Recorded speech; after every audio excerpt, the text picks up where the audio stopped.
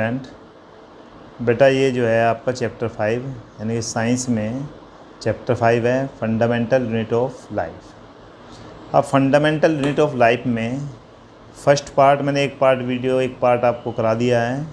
उसमें से पहले हमने बताया था आपको कि हाइपरटोनिक सॉल्यूशन, आइसोटोनिक सॉल्यूशन और हाइपोटोनिक सॉल्यूशन क्या होता है। आज हम बात करेंगे इस वीडियो में सेल वॉल की।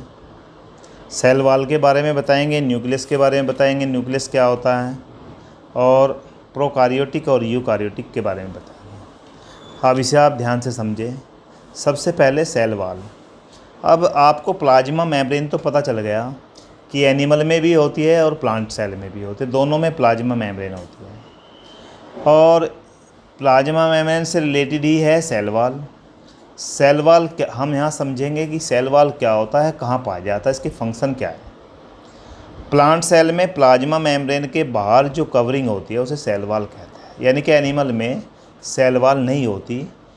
देखिए मैं पहले इसको बताता हूँ पढ़ के। It is outermost covering of plant cell. It is absent in animal cell. It is rigid, strong or porous and non-living structure. It is made up of cellulose. Cell wall of two cells are joined a layer और उसे layer को कहते हैं एमले, लैमले कहा जाता है उसको। अब इसके बारे में मैं एक एक पॉइंट करके आपको डिस्कस करते हैं। प्लांट सेल में प्लाज्मा मेम्ब्रेन के बाहर जो आउटर कवरिंग पार्ट होता है उसे कहा जाता है सेल वॉल। सेल एब्सेंट होती है सेल वॉल एनिमल सेल में नहीं होती, केवल उसमें प्लाज्मा मेम्ब्रेन होती है। यह कठोर यानी कि रिजिड होती है, मजबूत होती है और काफ़ी छोटे छोटे पोर्स होते हैं। Cell wall non living structure होती है। अब आगे होगा समझ में आपको। अब आगे बात करते हैं। इट इज़ यानी कि दो सेल के सेल वॉल एक लेयर से जुड़े होते हैं जिन्हें हम कहते हैं लैमले, और ये सेलुलोज से बनी होती हैं। यहाँ पर आपको हमने तीन प्लांट सेल दिखाई हुई है। तीन प्लांट सेल में आप देख रहे होंगे जो येलो पार्ट है बिल्कुल अंदर की ओर, वो क्या है, प्लाज्मा मेम्ब्रेन है।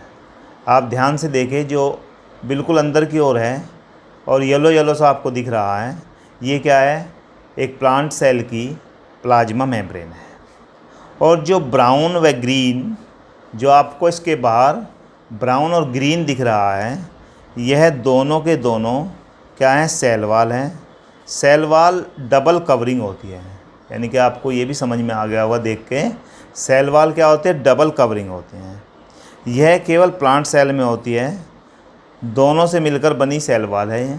चलिए, अब ग्रीन वाले को प्राइमरी कहा जाता है और ब्राउन वाले को सेकेंडरी कहा जाता है। जो लेयर फिगर में ऑरेंज दिख रही है, इन देखिए जहाँ पर तीनों मिली है उसके बीच में एक एरो का एक निशान लगा हुआ है, एक एरो लगा हुआ है, वहाँ पर आप देख रहे हैं ऑरेंज कलर।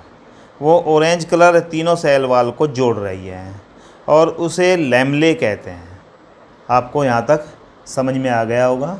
अब हम बात करते हैं function of cell wall. Plant cell it provide definite shape of to the cell. यह क्या करता है, प्लांट सेल को डेफिनाइट शेप प्रोवाइड करता है, यानी कि सेल वॉल प्लांट सेल को क्या करता है, डेफिनाइट शेप प्रोवाइड करता है। It provides strength to the cell. It is permeable and allow substance of the different size. It is made up of cellulose.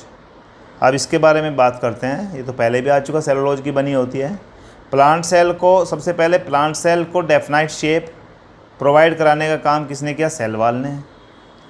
Plant cell को मजबूती प्रदान, जैसे कि मैंने बताया कि एनिमल सेल में जब एनिमल सेल को हाइपोटोनिक सॉल्यूशन में डाला जाता है तो वह ब्रस्ट भी हो सकता है, परंतु प्लांट सेल में ऐसा नहीं होता, वह भ्रष्ट नहीं होती, क्योंकि सेल वॉल उसे मजबूती प्रोवाइड यानी कि उसे स्ट्रेंथ प्रोवाइड कराता है, जिससे कि वह भ्रष्ट नहीं होती।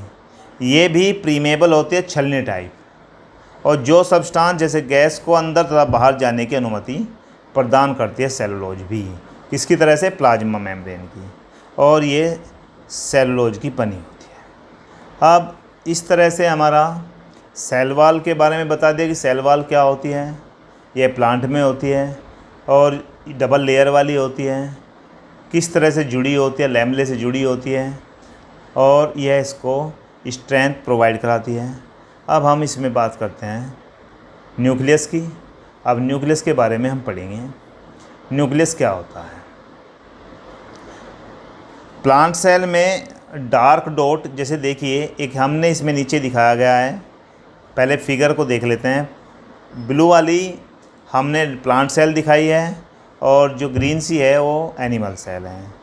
प्लांट सेल में डार्क डॉट दिख रहे हैं वो न्यूक्लियस होता है, और एनिमल सेल में जो ग्रीन बीच में दिख रहा है वह क्या होता है? न्यूक्लियस। न्यूक्लियस को head quarter of the cell भी कहा जाता है। न्यूक्लियस को क्या कहा जाता है? हेड क्वार्टर ऑफ सेल भी कहा। ये भी आप याद रखेंगे कि न्यूक्लियस को हेड क्वार्टर ऑफ सेल भी कहा जाता है। न्यूक्लियस कब दिखाई देता है? ऐसे न्यूक्लियस हमें नहीं दिखाई देता जब हम सेल को या तो सेफ्रानिन या आयोडीन सॉल्यूशन में यानी कलर प्रोवाइड करेंगे, तब हमें, जब तक हमें कलर प्रोवाइड नहीं करेंगे जब तक हमें न्यूक्लियस नहीं दिखाई देता है। अब आगे हम इसके पॉइंट्स हैं कुछ, यानी कि न्यूक्लियर मेम्ब्रेन हैज़, अब इसमें हम देखते हैं कुछ point. It directs and control the cellular activity, यानी कि सेल में जो भी काम होते हैं, जो भी एक्टिविटी होती है, उन सब को न्यूक्लियस डायरेक्ट मीन्स आगे बढ़कर कंट्रोल करने का काम करता है। It directs and control the cellular activity, यानी कि सेल में, भाई हमारी बॉडी में बहुत सारे काम होते हैं, इसी तरह सेल में भी बहुत सारे काम होते हैं। सेल में जो भी काम होता है उन एक्टिविटी को सबको कौन करता है? न्यूक्लियस। डायरेक्ट मीन्स आगे बढ़कर कंट्रोल करता है। आ गया in eukaryotic cell a well definite nucleus is present, while prokaryotic cell a well definite nucleus is absent. आगे बताएंगे इनके बारे में, यूकारियोटिक और प्रोकारियोटिक के बारे में। अभी बस इतना समझो आप, यूकारियोटिक सेल में क्या होता है? एक वेल डिफाइंड न्यूक्लियस प्रेजेंट होता है, जबकि प्रोकारियोटिक में वेल डेफिनाइड न्यूक्लियस एब्सेंट होता है। आगे बात करें, it has A double layered covering called nuclear membrane. इसके न्यूक्लियस के आउटर में कवर होती है और डबल लेयर की होती है, वही कहलाती है। जैसे कि प्लाज्मा मेम्ब्रेन होती है सेल के बाहर, ऐसे ही न्यूक्लियस के बाहर भी क्या होती है? एक न्यूक्लियर मेम्ब्रेन होती है, एक झिल्ली होती है, और इस nuclear membrane has pores. Nuclear membrane में पोर्स होते हैं, छोटे छोटे छेद होते हैं, विच regulate the movement of material in out of the nucleus. जैसे सेल में प्लाज्मा मेम्ब्रेन मटेरियल को सेल के अंदर और बाहर जाने की अनुमति प्रदान करते हैं, प्रोवाइड की जाती है, इसी तरह से न्यूक्लियस के बाहर एक न्यूक्लियर मेम्ब्रेन होती है जो उसके अंदर और बाहर जाने, कोई भी सब्सटेंस अंदर या बाहर जाएगा तो ही अलाउ करेगा। कौन करेगा? न्यूक्लियस मेम्ब्रेन, यानी न्यूक्लियर मेम्ब्रेन। अब हम इसके आगे चलते हैं। हमें आज समझ में आ गया होगा कि न्यूक्लियस क्या होता है, मैंने दोनों डायग्राम दिखा दिए हैं। अब इसके आगे चलिए, आगे आता है यानी कि inside nuclear membrane it contain nucleus, chromosomes and chromatin material. यानी कि न्यूक्लियस होता है इसके अंदर और क्रोमोसोम्स होते हैं, क्रोमेटिन मटेरियल होता है। न्यूक्लियस एक ऐसा लिक्विड टाइप होता है। क्रोमेटिन मटेरियल कंसिस्ट ऑफ, अब बात करते हैं क्रोमेटिन मटेरियल कंसिस्ट क्या करता है। क्रोमेटिन मटेरियल में डीएनए, और डीएनए की फुल फॉर्म आ जाती है deoxy ribose nucleic acid, and protein. यानी क्रोमेटिन मटेरियल में क्या होता है, डीएनए होता है और प्रोटीन होता है। और डीएनए की फुल फॉर्म होती है डीऑक्सी रिबोज न्यूक्लिक एसिड। और डीएनए कैसा होता है, धागे की तरह का, थ्रेड लाइक स्ट्रक्चर। डीएनए की स्ट्रक्चर कैसी हो, थ्रेड लाइक। अब बात करते हैं क्रोमोसोम्स की। Chromosomes contain information for inheritance of features from parents to next generation. यानी कि क्रोमोसोम्स में क्या होता है, इनहेरिटेंस, इंफॉर्मेशन फॉर इनहेरिटेंस, यानी कि माता पिता के लक्षणों को इनहेरिटेंस करता है आगे उनकी संतान में। क्रोमोसोम्स लोहे या प्लास्टिक की रोड की तरह की स्ट्रक्चर है, जैसी रोड लाइक स्ट्रक्चर होती है। और अपना यानी कि डीएनए कंटेन मटेरियल, यानी कि क्रोमोसोम्स कंटेन करता है इन्फॉर्मेशन को from inheritance of features from parents to next generation. यानी कि आपने बहुत सी मूवी में देखा होगा, डीएनए टेस्ट कराने की बात सुनी होगी। ये माता पिता के लक्षणों को उनकी संतान में भेजने का काम करता है।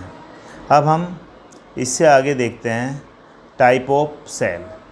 सेल के टाइप मैंने अभी बताए थे, 2 टाइप होते हैं, प्रोकार्योटिक सेल और यूकार्योटिक सेल।